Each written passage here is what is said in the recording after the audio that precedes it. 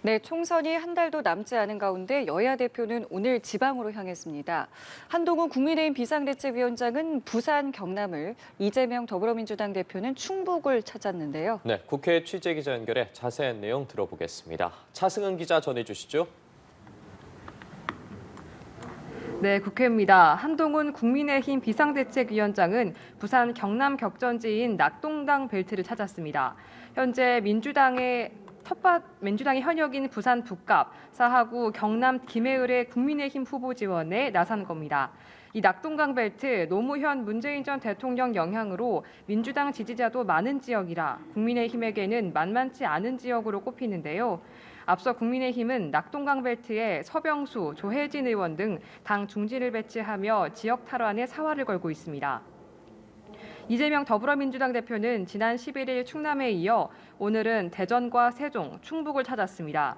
이 대표 지역을 다니면서 매일같이 정권 심판론을 부각하고 있는데요. 오늘도 연구기관이 모여있는 대전에서는 R&D 예산 삭감 문제를 언급할 전망인데요. 충북 청주에서는 오송 지하차도 참사 유가족을 만나고 합동 분향소에 참배하며 정부의 실정을 강조할 거로 보입니다.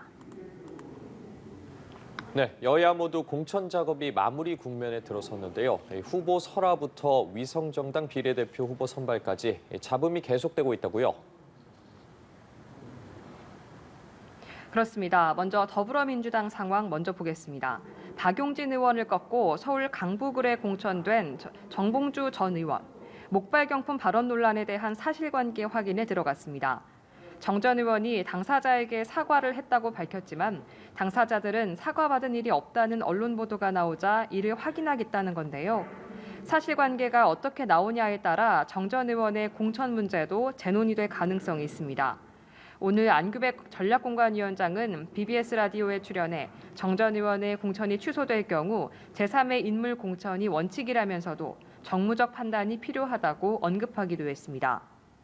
민주당은 또 야권 비례위성정당인 더불어민주연합 비례대표 후보를 두고 시민사회와 갈등을 빚고 있는데요.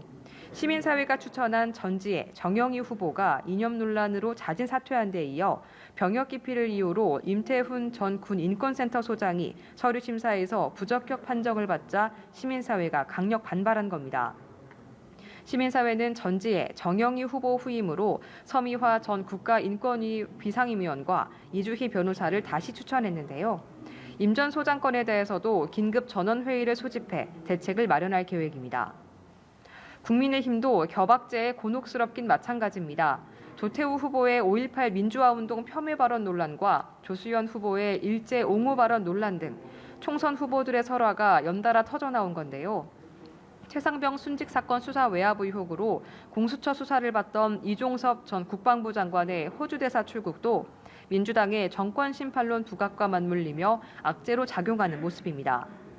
의사들의 집단 행동을 부른 의사정원 확대, 여론의 지지를 받고 있지만 사태 장기화에 따른 피로도 누적을 우려하는 목소리도 있습니다.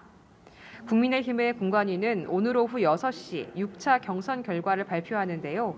어제 면접을 진행한 국민추천제 최종 후보 5명을 선정하기 위한 회의도 진행됩니다.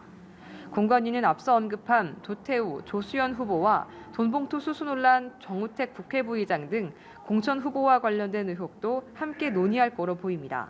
지금까지 국회에서 전해드렸습니다.